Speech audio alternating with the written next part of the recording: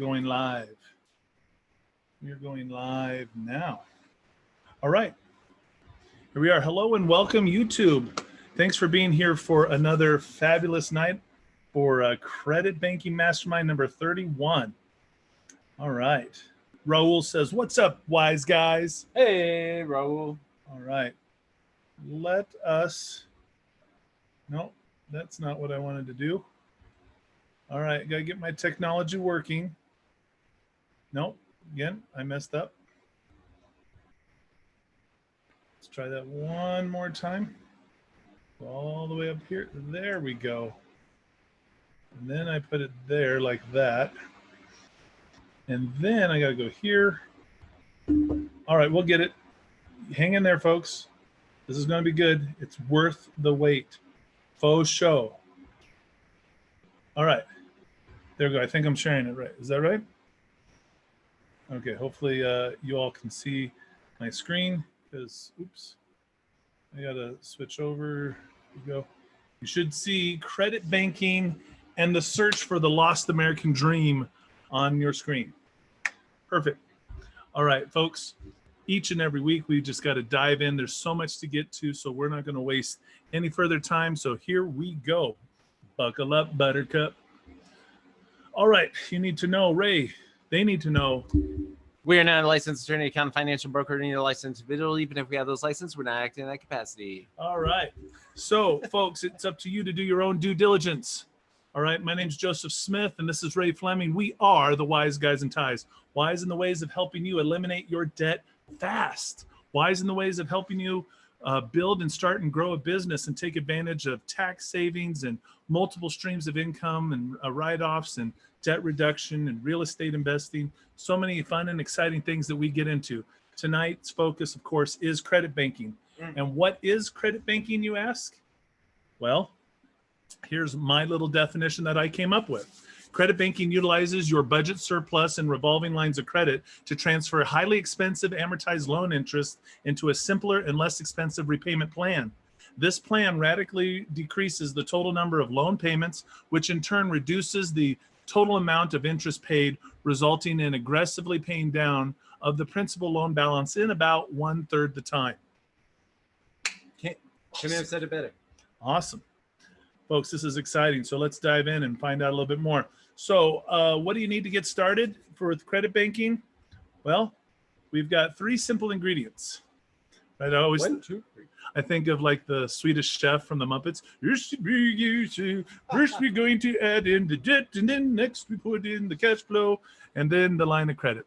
Folks, if you have these 3 ingredients, if you have debt, if you have positive monthly cash flow or a budget surplus, and you use a line of credit or credit card, you actually have all the ingredients necessary to make the Swedish credit banking souffle. There you go.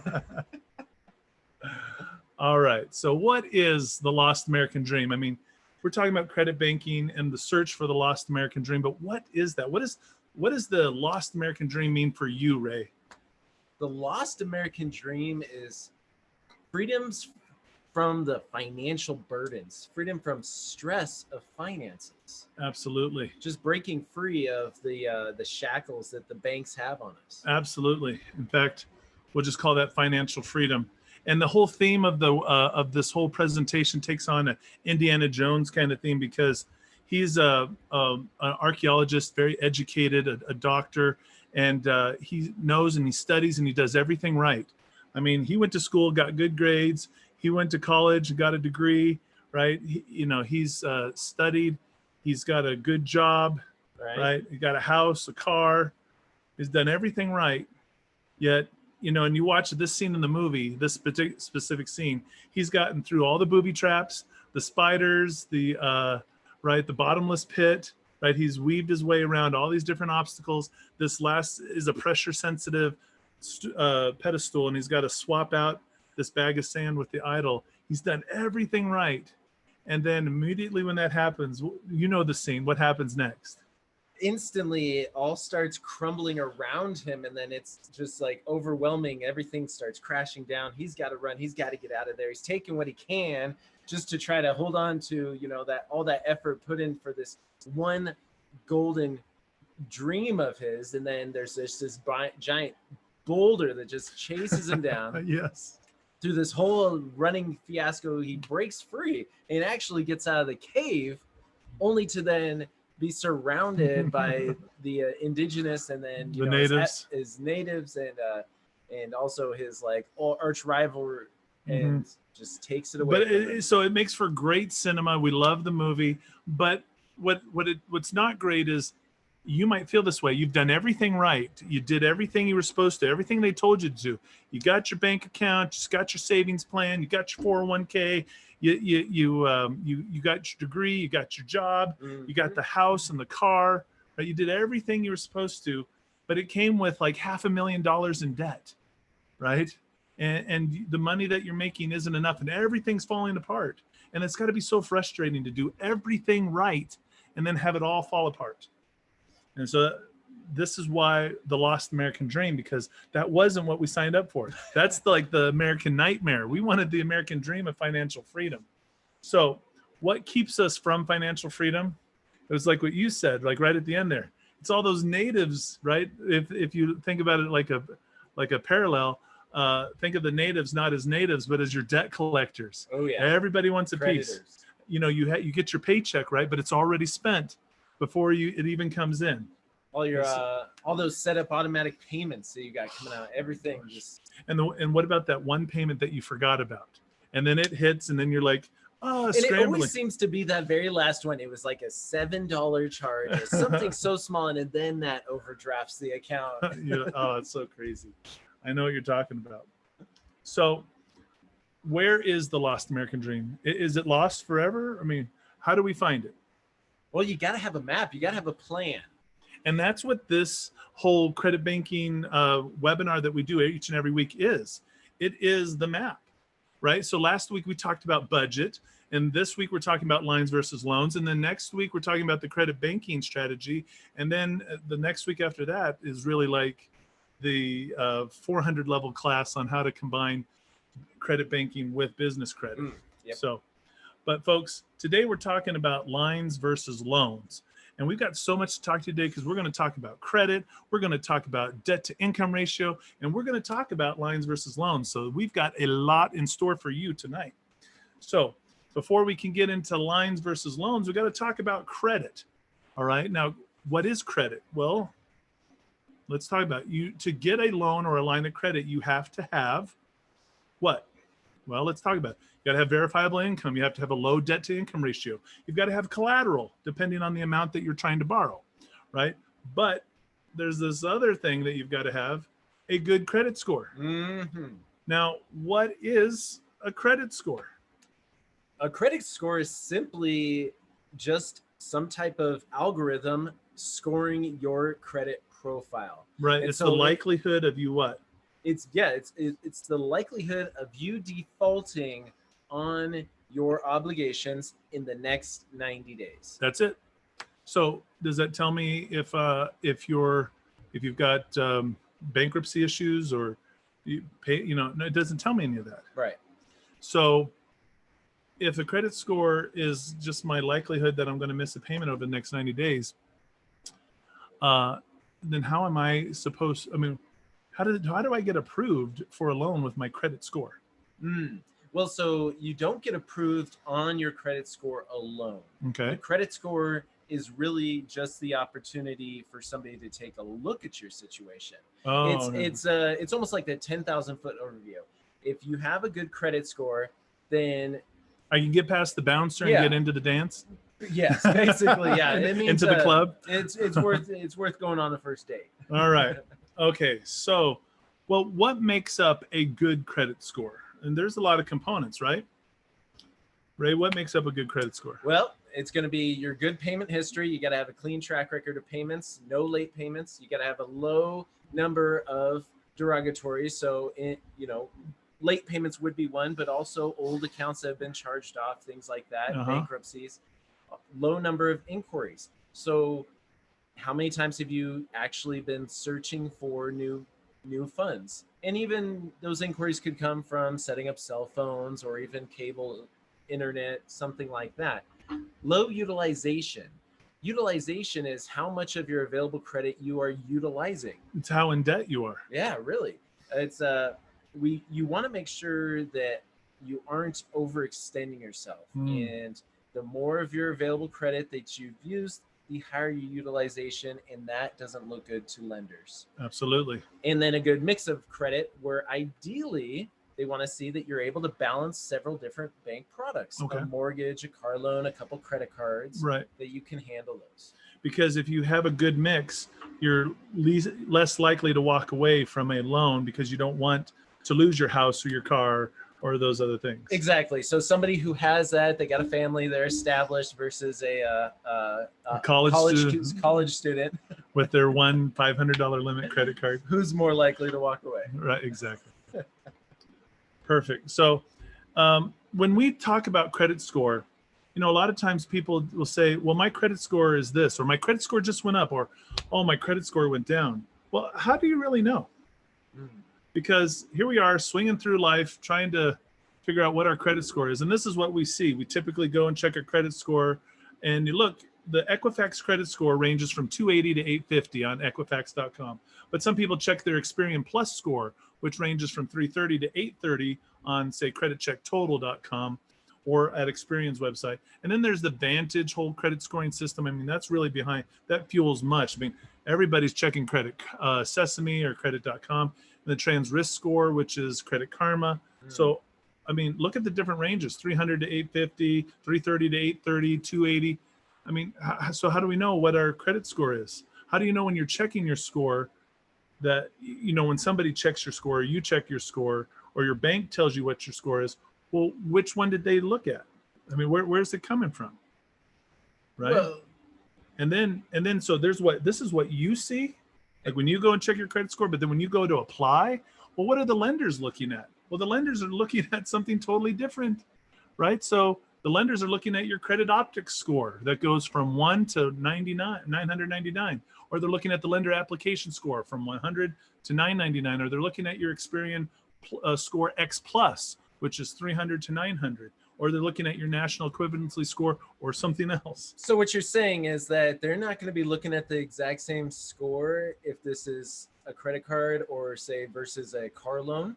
No, like especially because all these models are weighted, all these different models. So you see up on your screen, you've got the Vantage 3.0 and you've got the FICO 8, two different models. But I mean, there's like 10 different versions of FICO, right? Vantage there's like 5 different versions of Vantage, I think. But then even of those different versions, which all are weighted differently, or they're all scored differently, they also get weighted differently for each industry. So like you were saying, for the auto industry, if I look at my credit score on Credit Karma, right, or Credit Sesame, right, I see what my credit score is. That's a generic model that I'm looking at. But then I go to the car dealership and I have a weighted model, because what they're going to do is they're going to add more points to my score for all my on-time auto payments or lease payments or my short-term loan payments, right? Now they're going to weight less my long-term payments like student loans and they're going to weight my home mortgage loans or my rent payments differently, right? So then let's say we switch that around and I'm trying to apply for a home mortgage loan. Well, then they're going to weight all my short-term stuff differently than my long-term stuff. So then my mortgages and my student loans and if I have a personal loan or anything like that that's over a long period of time, those will get weighted more in that scoring system. So I go in and I think, wow, I've got a 680 credit score. And because maybe I've missed a car payment or two, have been a little late, and that still shows up in my 680 credit score. But with the weighted model at the car loan, they're like, well, you're at a 630. You're like, well, I'm at a 680. I just checked it before I came here. What do you mean 630? Because they're using a weighted model for their industry. In fact, there's like over 50 different weighted models.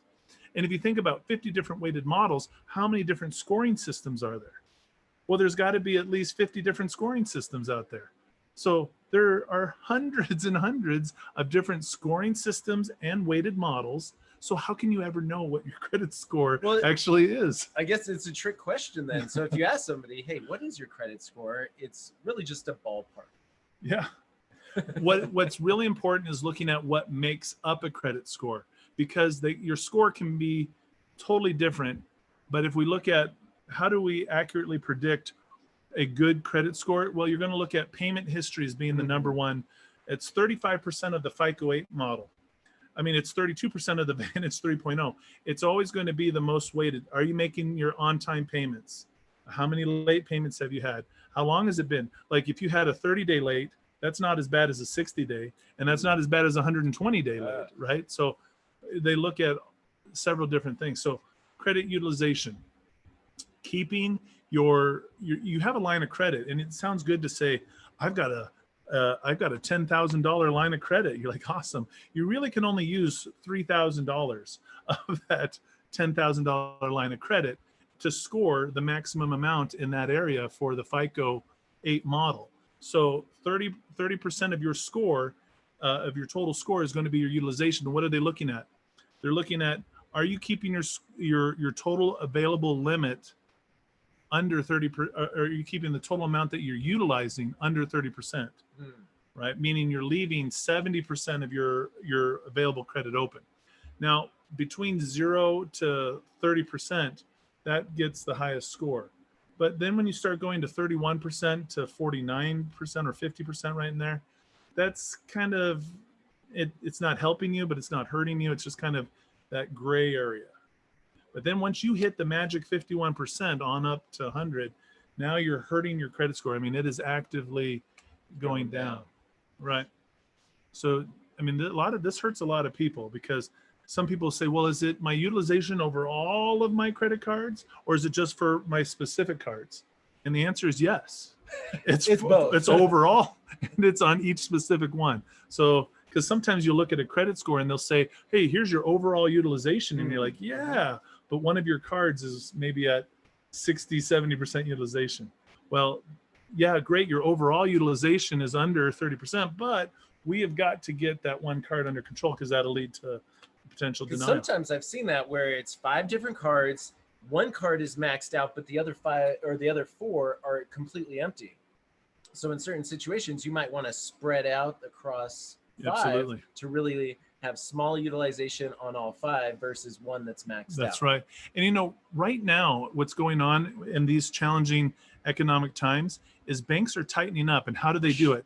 They're looking at all of the unused credit that's out there, and they're freezing it, they're stopping it, they're closing it, right? Because all these, let's say you have a card that you're not using and it's got $5,000 limit.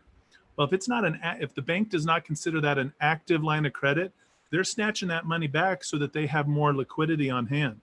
Now, for you might have a card that you're barely using, right? When I say barely, meaning it has a balance, but you're just kind of making the minimum payments. You're not really putting new stuff on there that much. They're going to shrink the limit on that and try to cap you about somewhere between $500 to $1,000 over what the current balance is. To really make sure that you have an active line, you need to be using the card every single month, putting new transactions, new purchases on there. But at the same time, you've got to be paying it down more each month than what you're putting on there. And so it's this balance of using the line of credit so consistently that will keep that card active and actually allow you to grow that line. Because as they go over here and they shrink other people's lines of credit, and they see they're making a lot of money over here, then they'll expand that line there so they can make more money. So this is why credit banking is such an important strategy, because it helps you keep what you have. Because if you don't use it, you lose it. You lose it. All right. I mean, there's so much more we can talk about and go into all of these different factors of what is age of accounts and mix of accounts and inquiries. But for the purpose of what we're trying to talk about is, listen, don't close your old accounts. And if you have accounts that are inactive, start using them, because the banks will close them, and that'll affect, you want to see your credit score drop by 15%, just let the bank close one of your cards on you, right? That's what they're doing.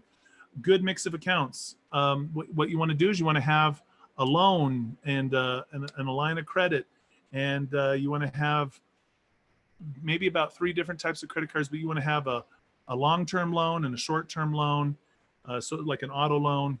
And so you want to have a good mix of accounts that shows that you're really good at balancing your finances. And then inquiries. Inquiries are very misunderstood by a lot of people, and it's very important to manage your inquiries. But inquiries, all right, here's the best way to say it. It's all about volume over time. The more inquiries you have over a short period of time, the more it hurts you.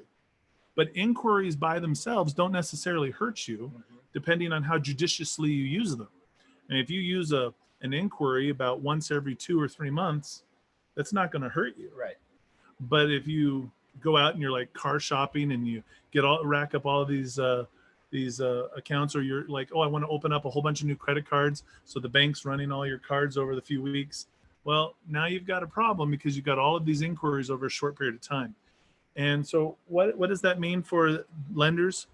Lenders cannot see approvals. So they can see the inquiries. They see that you applied for new credit, but they don't know if you got approved, and they don't know if you got denied. So they have to assume that you either got approved for all of it or you got denied for all of it.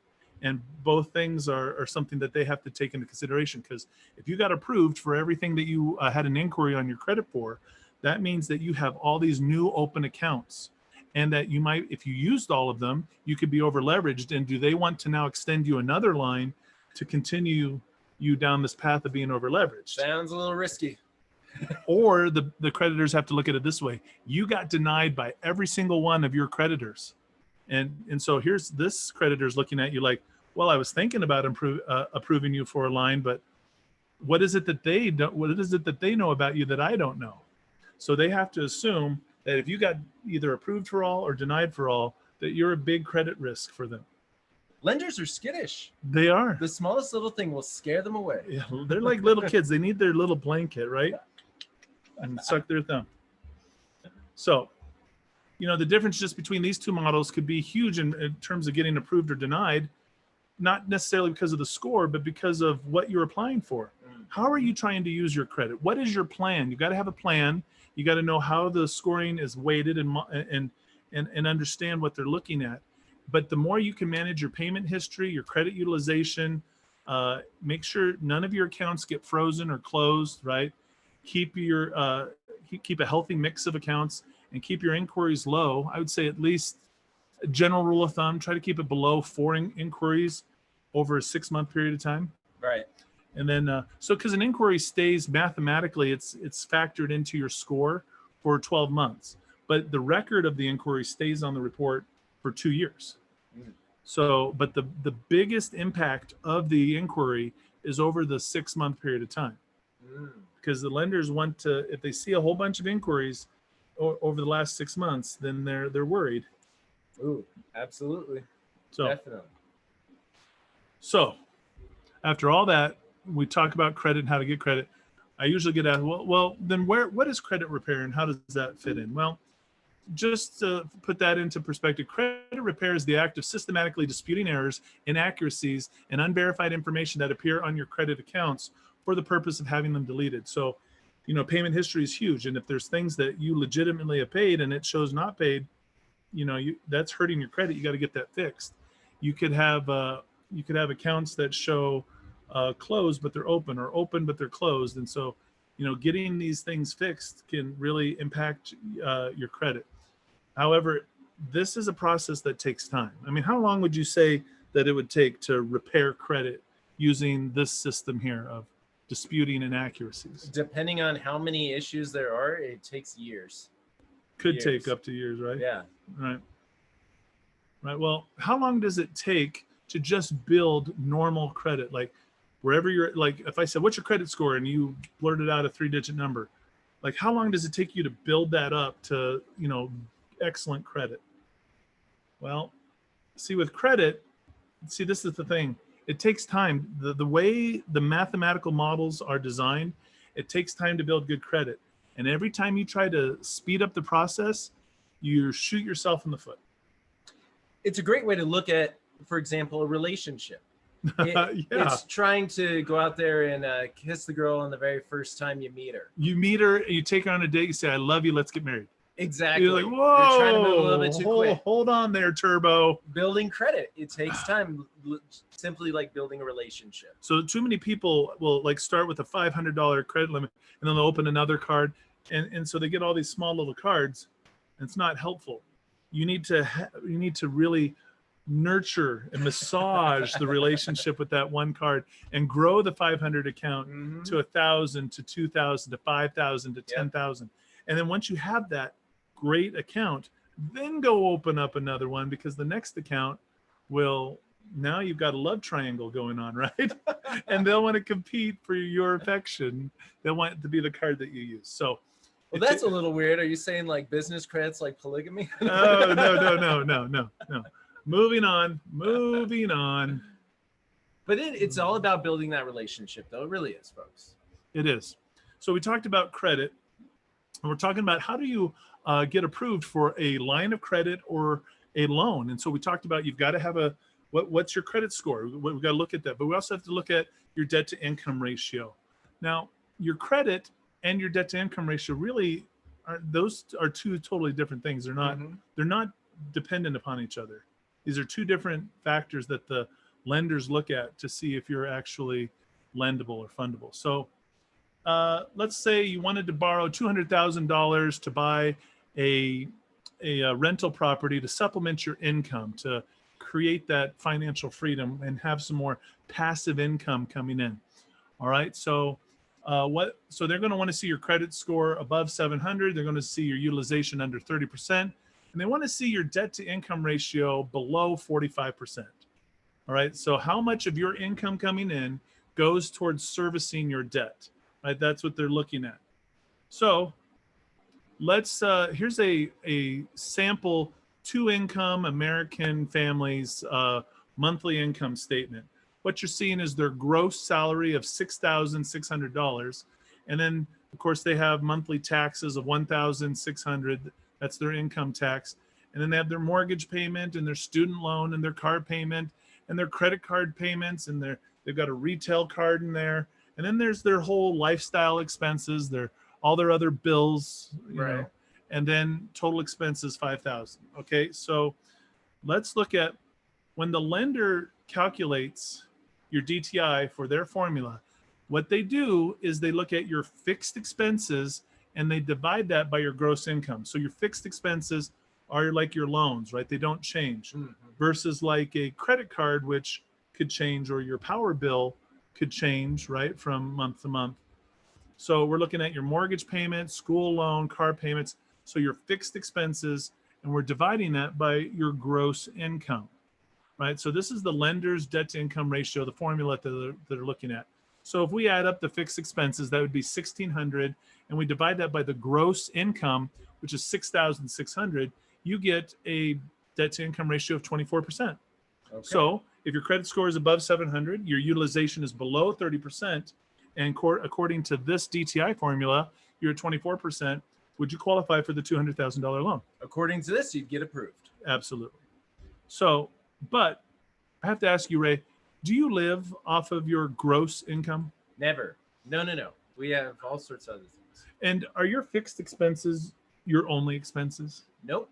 We have all those other life events and non-fixed events. So let's talk about what a living DTI is. This is what we experience in real life, which would be our total expenses divided by our net income. So our total expenses would be defined as the fixed expenses that you see on that monthly income statement, plus all the other expenses that are there as well. And then your living DTI, if you want to calculate your net income, you take your gross income, subtract your monthly income taxes, and to find out what your net income is. I mean, your taxes, income taxes, FICA, your Medicare, Social Medicaid, Security, yeah. right, Social Security. And so then you have your net income. So if we take total expenses and we divide it by the net income, now we're going to have some differences. So 1,600 plus 1,800 will be our total expenses. And then the net income of 6,600 minus 1,600, it would give us our net income. So now we've just jumped from 24% DTI on the lender's model to now 68%. So 68% of this couple's, this is a two income American family, 68% of their income is servicing their debt. Woo! So if we base that off of the DTI model up there, that you really should be under 45% to qualify for this $200,000 loan. Would they qualify here? No, they would not. They would not qualify, of course not, because they need to eliminate some of their debt first to get that under that 45. But another thing that's not taken into account here is, well, what is that new payment going to be for the $2,000 loan? Because they are thinking about using this as a rental property. Mm-hmm. But even as being a landlord and you have rentals, are they always rented out every single month? Nope.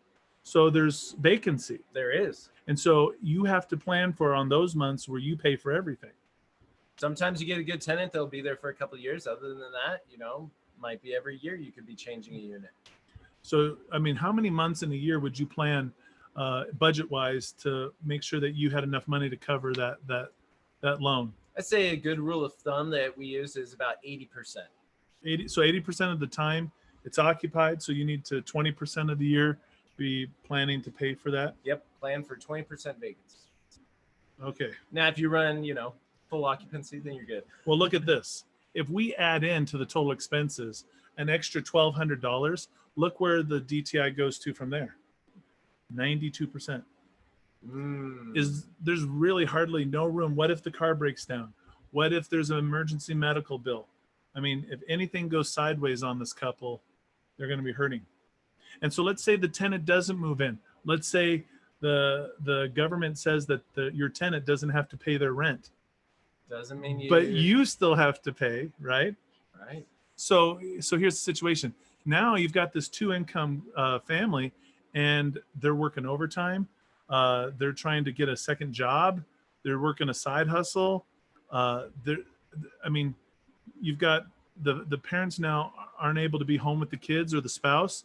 So now we've got marital issues, parenting issues, all these things creeping up.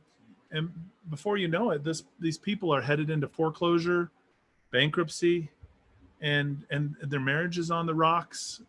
This isn't what they planned for. This was supposed to be that passive income. This was supposed to get them to where they wanted to be. How did it come to this, Ray? How did it all fall apart?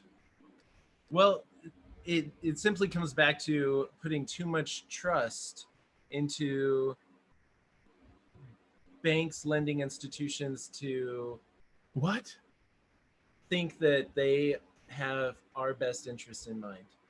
Are you saying that the lender, when they qualified them at the 24% DTI, did something wrong? The system is just simply rigged against us. So is it in the lender's best interest to approve these people for a loan? Well, and see, that's the thing is these folks are probably more qualified than most. And that's the unfortunate part. It is, but it's in the bank's best interest to qualify them for a loan. It is.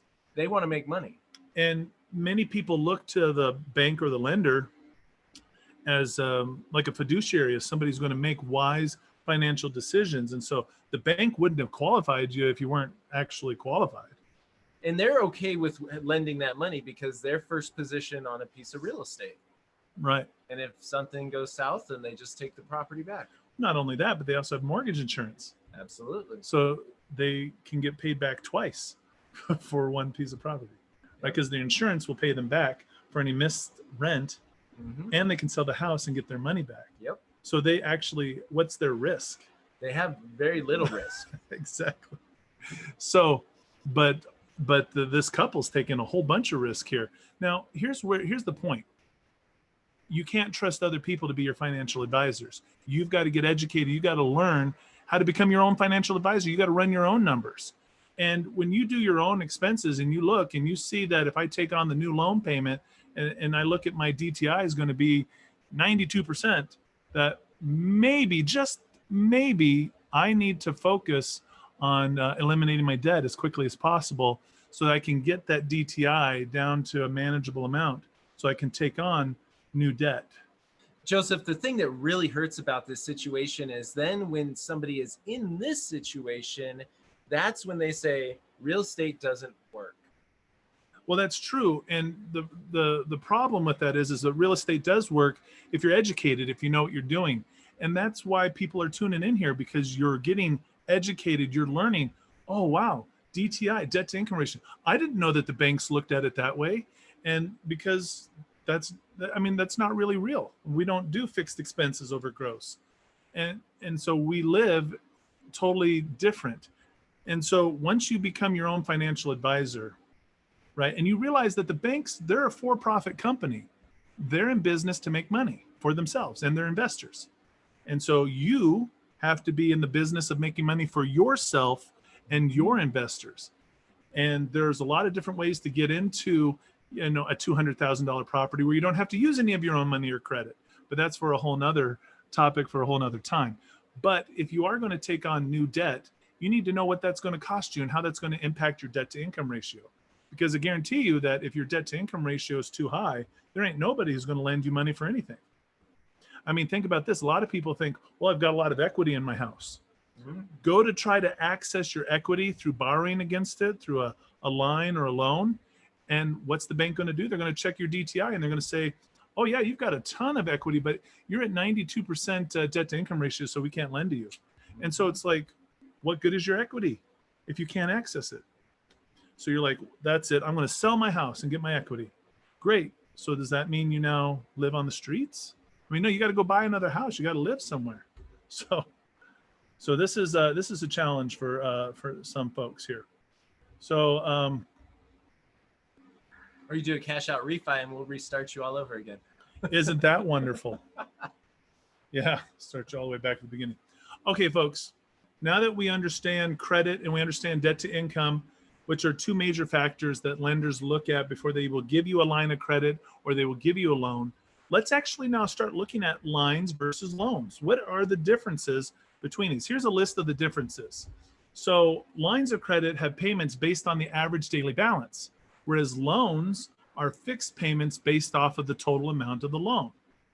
Let's look at another difference. Lines have variable rate interest rates and loans have fixed adjustable rates.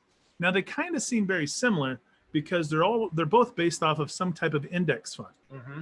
However, the lines are usually just based off of the index funds, whereas the loan, while it has a fixed rate and an adjustable rate that's based off of the index fund, they add in what are called points, which is usually like 1 point is like 1% of the total amount borrowed.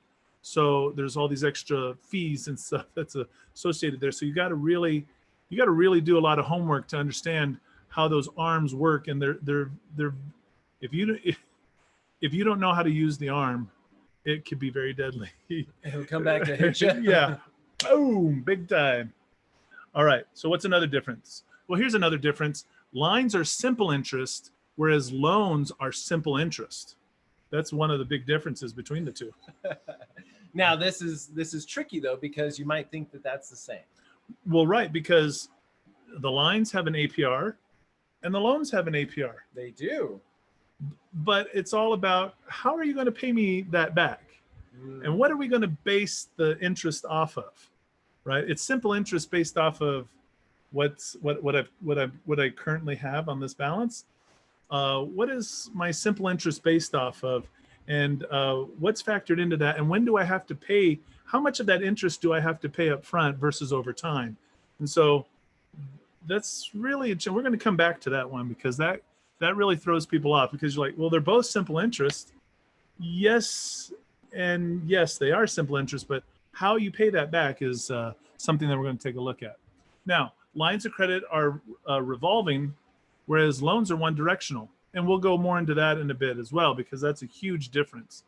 And then lines of credit give you the ability to access the available balance. Huge. One of the most powerful parts of the line of credit is your ability to access the available balance. But loans give you the possibility of accessing your equity. I have to stress possibility because you have to jump through and meet all the hoops. What happens, unfortunately, for a lot of folks is that when times get tough, economic times are challenging, the income got reduced, the job went away, now you're overextended on a credit card. Soon as your financial situation changes, usually your ability to access your equity goes away. Yep. So the loans are great and the equity is great as long as everything's great. So if your life, everything's great, then you probably will have access to your equity. But if everything's not so great, then you don't have the ability to access that equity, which hurts really bad. And we'll talk more about that later as well. Now, lines of credit are less marketed than loans, and I wonder why that is. Well, on a line of credit, you don't actually pay for it until you use it. On a loan, as soon as a loan is initiated, you're being charged on the full amount. And so loans is where they make the money. Right. So they're going to push the products that make them the most money first. Well, think about a loan broker. A loan broker makes a commission on the amount that is lended. And if I get you a line of credit, you haven't used anything yet. Right. So the big banks really push the loans, and they actually have all the money, and they have their names on buildings and stadiums. Mm-hmm. Right. And so they push the loans. But there's a space to market lines of credit, and that's usually where your regional banks and your federal credit union. Yeah, local credit unions. Credit unions. That's right. a great way to go. So they're going to push a lot of credit line options to That's when compete. you're going to find the holiday loans, the holiday lines of credit, or student lines of credit, short-term lines of credit, things like that. Home equity lines of credit. Now with the loans, once you pay them off, you need to get another loan. And I put it that way because with a line of credit, you just keep this line of credit and it continues to build your credit. While you have a loan and while you're paying the loan, it's building your credit. But once you pay it off, you've got to go through and go get a whole nother loan again, because now, you remember we talked about the mix of accounts and the age of accounts? Well, you paid off that loan. Well, now you just had an account drop off. So your mix of accounts has changed. Your age of accounts have changed. So paying off a loan can feel great until all of a sudden you realize, hey, that just hurt my credit score. I don't like that. So, all right. So let's talk about a couple of those things we were talking about. Remember we were talking about lines. The loans are the revolving lines of credit, whereas loans are one directional. Let's take a look at what that looks like. What do we mean when we say a loan is one directional? Well, here's what I mean by this. Here you are, and there's the bank. And so every month you've got to make your mortgage payment. There it goes. Another month went by, you made your next mortgage payment. But now something interesting happened here in month 3. Your water heater just busted, and you got water damage. And I mean, let's just say it's in a time of year when it's really cold and you need some warm water, right? So what are you going to do? You call out, you get some people, and they say it's $1,200. $1,200 is the best bid you get to fix everything. Well, you don't have $1,200. Well, I mean, you do, but that was money that you were going to pay the mortgage payment with. Right. So why not call the bank and say, hey, look, can I get either this month's payment, like for some forbearance, push it off to the end of the loan so I can use this payment to pay for that water heater? Or can I get last month's payment back? And then you just tack that on, either way, tack it on to the loan. And so the bank says what? You can't go back. No. And a one directional loan, the bank's like, hey, it's your house. You're the owner. You deal with the problems. Now the bank might say, well, we could offer you a second mortgage, but that's going to take 3 months to go through the qualifying process. And if you're in the dead of winter and you need hot water, you don't have time to go through a 3-month approval process with the bank. Right? You got to get this done now. Or you could say it was a major air conditioning issue in the summer. Ooh, and then you're like, you can't. And if you live in Arizona, that's life or death threatening. You've got to do a major repair. That could be $5,000 to $10,000. Right. And so the bank's like, well, you could apply for a second mortgage. That's not going to get done in time. So one directional. Money only goes from you to the bank because you're the owner. It's your responsibility to take care of anything that goes wrong with your own property. But let's talk about a revolving line of credit. How is this different? Well, again, in our example, here you are, and there's the bank. Because every line of credit is usually issued by some bank. Some underwriters out there got it. So here's what happens. You make your monthly credit card payment, and then some money of that comes back to you. You're like, wow, okay, make next month's credit card payment. And look, some money came back to me. Now, Ray, I say this every time and somebody's watching, they're like, I have never once paid my credit card payment and had any money come back to me. What do you say to that? Well, I mean, it does. It just is slightly converted. Slightly converted. Slightly converted. It just comes back in available credit. And you can use credit for anything. That's true. Think of it as like a currency exchange. You go to another country and you want to convert your US dollars into the other country's currency. Right. There's an exchange rate, Uh-huh. and then you get your money in that new currency. So with whatever the interest rate is, whatever the monthly APR is, you pay that, and then you get your money that you paid for that bill comes back to you in available credit. Available credit is the new currency that you're working with. And you said, what can you buy with available credit these days? Really anything you can. There's nothing you can't buy. That's true. I can use available credit on Amazon or Walmart or Best Buy to pretty much buy all kinds of toys. Uh-huh. So, folks, we're helping you take a look at the importance of lines versus loans. But to help us understand how much things cost, we're going to look at a simple example here. If you needed to borrow $10,000 for a major, let's say, medical emergency, or there was a major auto repair that needed to be done, would you rather pay 21% interest or 6% interest? Ray, what would you rather pay? 21% interest or 6% interest? If you needed to borrow money like today, do you want to pay back 21% interest on $10,000 or 6% interest on $10,000? Well, just looking at the percentage rates, I would want to pay 6%. Because you're not dumb. Because you want to save money. Why pay more money? Yeah, it just doesn't make any sense. Why would I pay 21% when I could pay 6%? But what would convince somebody to pay 21%? It would have to really then depend on how the interest was amortized, right? Huh? Wait. Well, if I wanted to, if I chose to pay 21% because it was amortized differently than the 6%, I might be able to save myself even more money than the 6%. Absolutely. It just depends. So let's look at it this way. Let me ask you this question. Fresh water at sea level freezes at 32 degrees Fahrenheit and 0 degrees Celsius. Is that true or false? That is true. That's right. So those are equal to each other. Yes. All right. Now, if I change 0 degrees Celsius to 1 degree Celsius, which of those two temperatures is hotter? 32 degrees Fahrenheit or 1 degree Celsius? So my mind wants to say 32, but it's 1. It is. It is 1 degree Celsius is hotter because remember before they were equal when it was 0. So you just increased by 1 degree and you didn't do anything to the 32. Now, let's see if I can trip you up. The 1 degree is hotter. So let's change both of them now. We're going to change 32 degrees Fahrenheit to 21 degrees Fahrenheit. We're going to change the 1 degree Celsius to 6 degrees Celsius. Now, looking at those two, which temperature is hotter? The 6 degrees Celsius. That's right, because you weren't sick the day they taught math at school. Good job, my friend. Now, why is the 21 less than the 6? Well, it's because they're on different scales, all right? We're talking Fahrenheit versus Celsius. Now, what does any of that have to do with interest? I mean, that's like, some people are like, that's apples and oranges. Those don't have anything to do with each other. Well, here's the comparison we're trying to make here. How the interest is to be repaid on a line of credit versus a loan determines how expensive or how hot the interest is. You picking up what I'm laying down? I'm picking it up. All right.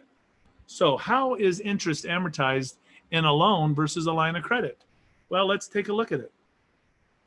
Line of credit interest. Let's look at non-amortized or interest-only payments, okay? Because this is really key because people need to understand this because when we start utilizing the credit banking strategy, this is always where I point people back to understand how much does it actually cost, right? So it's this formula. DPR equals APR divided by 365, where DPR is your daily periodic rate and your APR is your annual percentage rate, all right? So this isn't even actually the formula. This is just how we calculate your daily periodic rate. We're actually going to get to how you calculate the payment here on the next one, because once you take your average daily balance, right, this is what this formula solves for. This can be a little tedious, okay?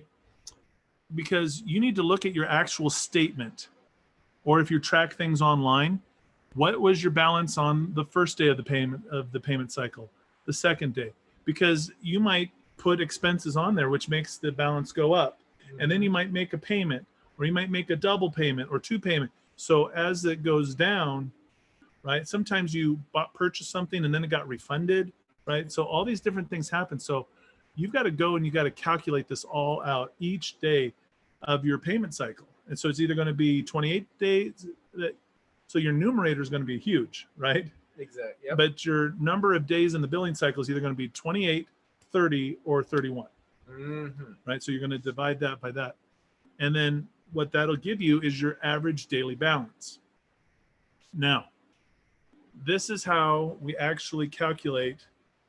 This is the formula. So we have to know what all these things are. So what was the daily periodic rate and what was the average daily balance, right? So we can calculate what the actual interest only payment is. It's going to be interest only payment equals your daily periodic rate times your average daily balance multiplied by the number of days in the billing cycle. Now, you get a little math heavy here, but it's important. Now, I'm going to devise a very simplistic example to help illustrate this, but keep in mind that real life is much more complicated. But so here's the example. During the first 15 days of June's credit card billing cycle, there was a balance of $12,000. Midway through the month, you made a $5,000 payment, but also put $3,000 worth of expenses on that card. So the remaining 15 days had a balance of $10,000. So we need to calculate our average daily balance. Now, it would never work out this way because it was always, this would have been spread out throughout the whole month. But for the purposes of seeing how it works, we'll look at it like this. So calculate what the balance is every single day, day one, day two, all the way. So June, how many days are in June? 30. 30. Okay, so we're going to look at that. So if we had $12,000 balance for 15 days in a row, and we had $10,000 balance for another 15 days in a row, it's very, it would be great if it worked out that way. But in reality, folks, you're really going to you're going to see that the balance might even, if it just changes by a penny, you've got to factor that in because of the way compounding interest can work. Right, right. So 12,000 times 15 plus 10,000 times 15 divided by your 30 days. So we get 180 plus 105. Combine that to 330 divided by 30 would mean our average daily balance would be 11,000. That should make sense if we started with 12 for 15 days, right, and we had 10,000 for 15 days, and we averaged that, that would mean 11. So that should make sense. But I wanted to show you how you have to use the formula, but without us spending all that time going over 30 different individual payment dates and cycles. That makes sense. Now, let's talk about the daily periodic rate. That's where we take the APR and we divide that by 365. So the annual percentage rate on this credit card is 21%.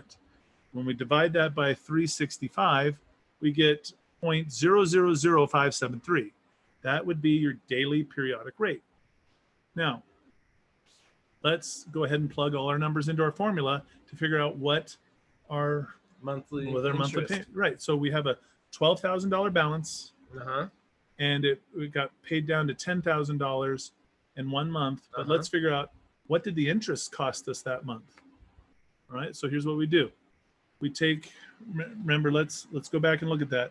Our daily periodic rate times our average daily balance times the months and the days in the billing cycle. So we have 0.000573 was our daily periodic rate. And we're multiplying that by $11,000, which was our average daily balance.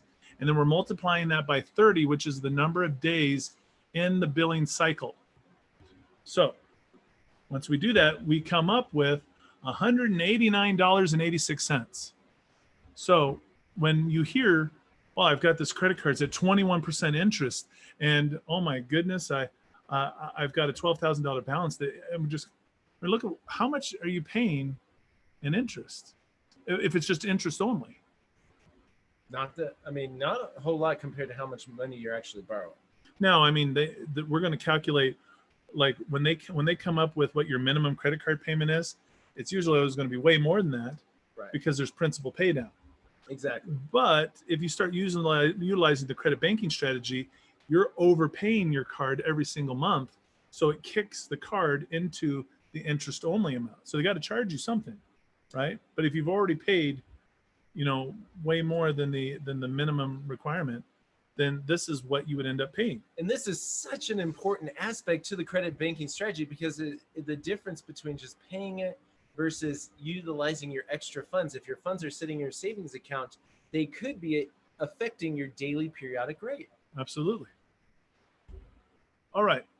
So let's look at now amortized. So before we were looking at non-amortized, because amortized is really what that means is just your repayment plan to pay back your principal, loan balance, and the interest over time. So now we're looking at a line of credit, but now we're looking at how is it amortized, right? Because we talked about, oh, well, a line of credit and a loan are both amortized, or they're both simple interest.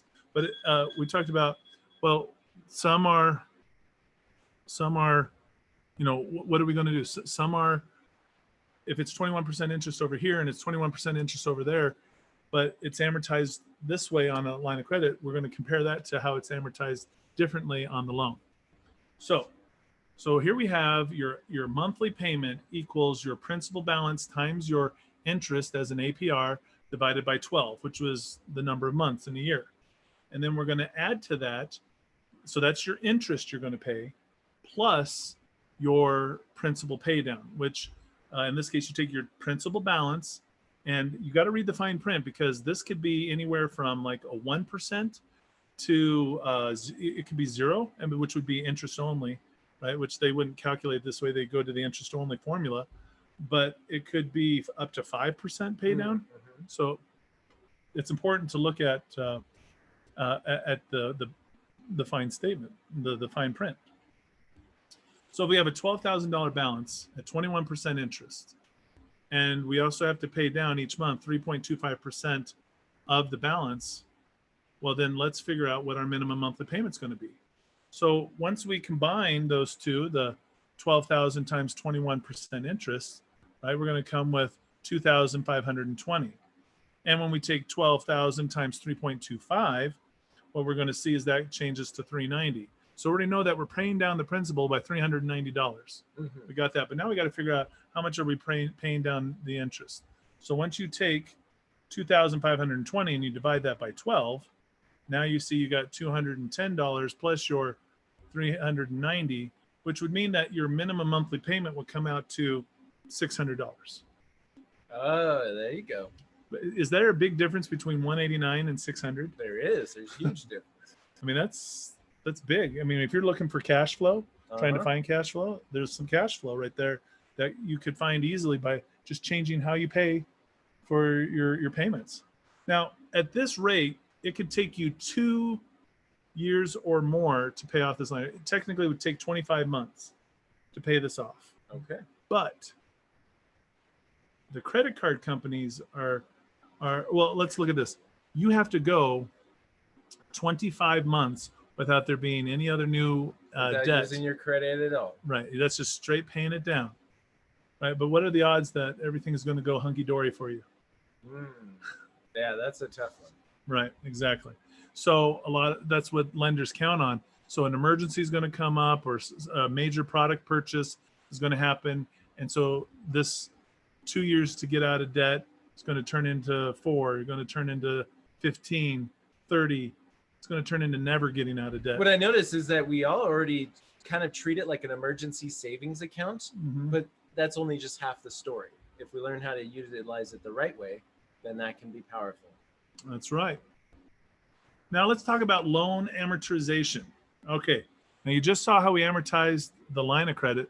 Let's look at how a loan is amortized. So your amortized monthly payment is equal to your beginning principal balance times, in your numerator, your interest rate divided by 12, and then in your denominator, 1 minus the, in the brackets, so this is a quantity, 1 plus your interest rate divided by 12, taken to the negative nth power, which is expressed in months. So the term of the loan expressed in months. That's really complicated. It's complicated to say. Wait a second. So you're saying when the bank said, would you like right now we're at interest lows, would you like a 3.5% interest rate? I need to actually run it through a algorithm like this in order to understand how much I'm actually going to be paying. Yes. I missed that class in school. Well, let's plug in our numbers. So it's a $200,000 loan at 6% interest. And now these people are going to be, you're at 6%, but the rates right now are at 3.5. And so you want to refi and get a lower payment. And it's true, you can get a lower payment, but now you're in debt longer and you're paying over the life of not only the interest you paid on that first side of that half of that loan at 6%, but now you're paying for a whole more interest now at 3.5%. The bank's loving you, but you're stuck in a spider's web. You can't break free. But anyway, so take 6% divided by 12, and then we take 1 minus the quantity, 1 plus 0.06 divided by 12 to the negative 360th power. So what does that look like? Well, let's start breaking it down. So as you can see right off the bat, we take 1 plus, so we take 0.06 divided by 12 and add it to 1, and you got 1.005. Now we need to take that quantity and raise it to the negative 360th power, right? So when we do that, we get 0.166. Plus we take 0.06 and divide that by 12. In our numerator, we have 0.005 divided by 1 minus 0.166. So now what we do is we resolve the denominator to 0.834. And now we have 0.005 divided by 0.834, which we get 0.006. And we multiply that by the principal amount of 200 to get our monthly payment. 1,200 is going to be a fixed payment that you're going to make for the life of the loan. Okay. Now, let's take a look at this. So here is your amortization schedule. If it were to start repayments on January 1st of this year, right? So here you are making all your payments. You can see right off the bat on payment number 1, $1,000 goes to interest of your 1,200, right? And then 200 is going to your principal. And then we change it by $1 in the next month. It's like always changing by $1. In fact, if you look at this over the first 5 years, 83%, or just the first 3 years, excuse me, in the first year, 83% of your payments go to interest. Over 80% over the first 5 years of all your payments just go to interest. Every month, over 80% of every monthly payment is going to interest. Think about that. I mean, and then think about your amortization schedule is how you're going to repay that over 30 years. How much is that going to cost? Well, we have a formula. Total interest paid over the life of the loan is equal to your amortized monthly payment times your number of payments, and we subtract the beginning principal. So let's put our stuff in. So 360 payments is a 30-year loan. Right, we're going to multiply that. So you make $1,200 in payments 360 times. Right, that means you're going to pay $432,000 over the life of the loan. Now subtract the original principal amount, and you would have paid $232,000 in total interest for that loan. Right, so here's the amortization formula. Here's what it looks like. And, it really is still 6% simple interest. If you think about it too, if you were to somehow have a credit card with a line on, or amount, you were able to put $200,000 on a simple interest credit card over 30 years, you'd be paying $1 million, over $1 million in interest. So if I'm going to actually live in a house I know for 30 years, this is actually a cheaper way than a line of credit, But how many people live in their house for 30 years? I would say less than 1%. I would agree with you, less than 1%. So because of that, what happens look, in this model, you don't even start paying more towards the principal till you're 222 months into it. That's crazy. That could be anywhere from year 17 to year 18. I mean, it depends on, do you make any extra payments or things like that? But look at that percentage wise, every month, over 80% of your loan, of your monthly loan payment, over 80% is going in interest. Less than 20% goes towards paying the principal. What happens to folks here at the 60-year mark? You have a lot of clients that you work with, and they tell you Typically refinancing, move, need a bigger house, relocate. Mhm. Wow. Well, look at this. Look at this little bubble. This is where Americans are at. And so they haven't really paid down a whole lot of their interest, right? They haven't really gained a whole lot of principal. And now they're going to start it all over again. This is that spider web that I was talking about that people are trapped in. Because I see it every single day where people say, well, hey, interest rates are at an all-time low. I should refinance. I'm asking them, I said, well, how long have you had the loan? If you've had the loan 5 years, you got to seriously look at how much interest you've already paid and if it is worth it. Because many times restarting that loan, even though you're going to be saving yourself a couple $100 a month, you're going to end up it's going to end up costing you more over the long run. It is. That's right. And, another thing is I get into arguments from time to time with people who say, look, the 6% interest on this loan is cheaper than 21% interest on a credit card because of, think about how you look at it. If you want to look at this over the life of 30 years, I would agree with you. There's, I mean, the math, you'd be paying over $1 million in interest on a credit card, which, I mean, there is no credit card that you could put a house onto. Nobody has a person. They usually get tapped out at about 25,000. But let's just say hypothetically, I did have a $200,000 limit credit card, right? I mean, if I tried to put that whole balance on there and then make minimum payments over 30 years to pay that off, I would pay well over $1 million in interest. Oh, yeah. So obviously, a loan at 6% interest would totally be cheaper, right? Because I'm only paying $232,000 in interest. But this is where people aren't looking at it the way that we're trying to look at it. What we're looking at is how the interest is front loaded.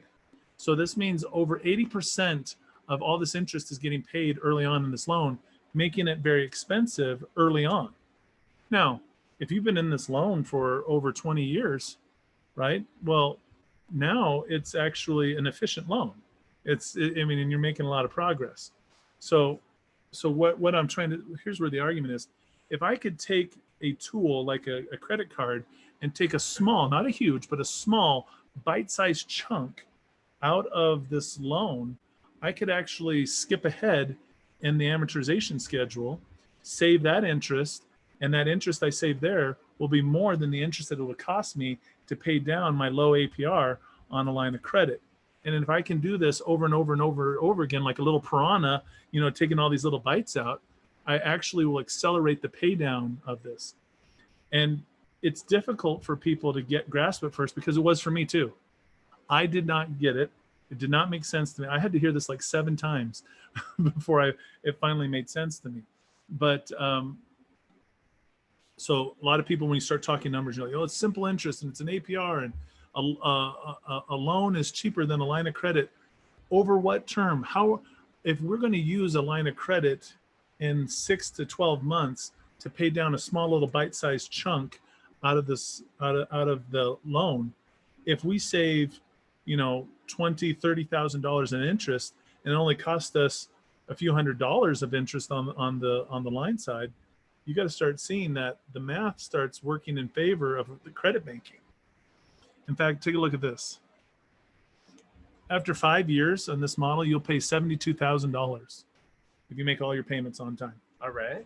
Now, 13,000 of that approximately will go to principal, and approximately 59,000, these numbers are rounded, would go towards interest. I mean, here's the actual totals, right? You pay $58,054 in interest and pay $13,891 towards principal. But think about that. Your first 5 years, you've paid $72,000, right? Now, if I put myself in the bank's shoes, I've made a bulk of my money. I want out. I don't want you holding on to the rest of that money for the next 25 years. I want out. Well, yeah. Now your your rate of return is going to dip below 80.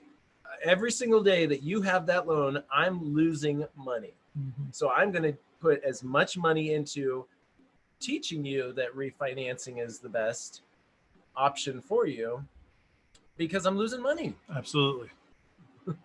Now, here's what I have to say to this. 5 years committed to your loan and you've only paid it down by 13,000. Ouch. There's a better way. It's called credit banking, right? So, the whole purpose of this was we were trying to figure out lines versus loans, like a boxing match, like which one's going to win. In this corner, we have lines, and over here in this corner, we have loans.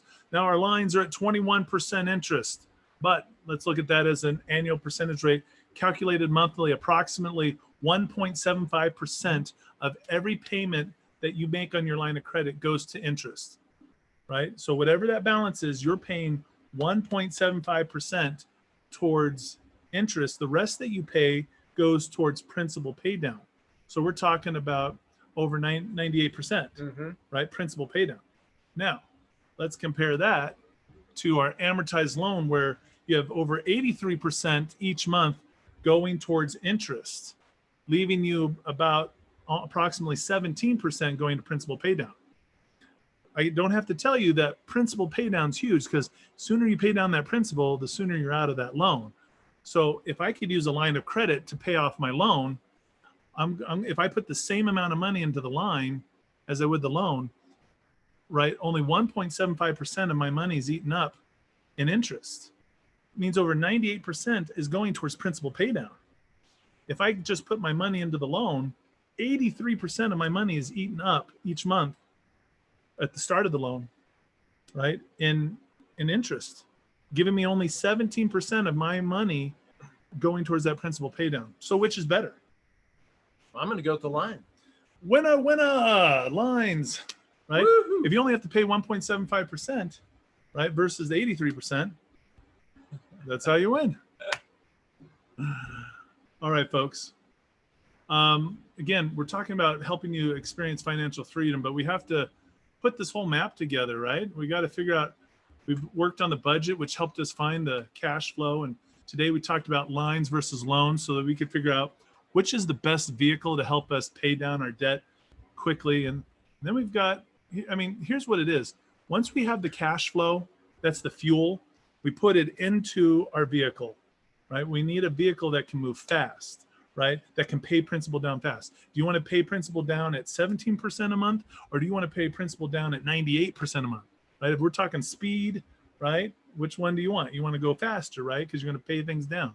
So we take our fuel, our cash flow from last week, our budget, and now we're going to put that into our line of credit, which is our vehicle. And now we have the vehicle and the power to utilize the credit banking strategy. So next week, when we go over credit banking strategy, what is that? That's the map. That's the GPS. That's the turn-by-turn directions. You know, what I like about that is with the GPS, if you calculate where you're going on your trip, and then all of a sudden the kids have to go to the bathroom, and you're like, oh, I'm in the middle, and you have to drive off somewhere, and now you hit the GPS, and it recalculates and gets you back to where you need to go. Well, what happens in life? We start doing the credit banking strategy, and then something happens, and something goes sideways. Yep. But as long as you understand the strategy and keep reassessing, you will have the plan and the tools that you need to get to where you need to be, which is debt-free, which is financial freedom, which is the American dream that we lost that we can now find.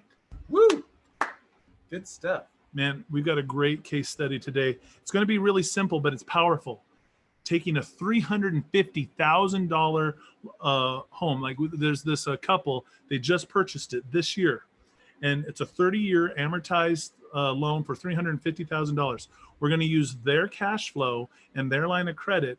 We're going to show you how it's paid off in less than 7 years. Nice. You got to stay tuned for that. But before that, Ray, you're going to tell us about where does all this information even come from? Perfect.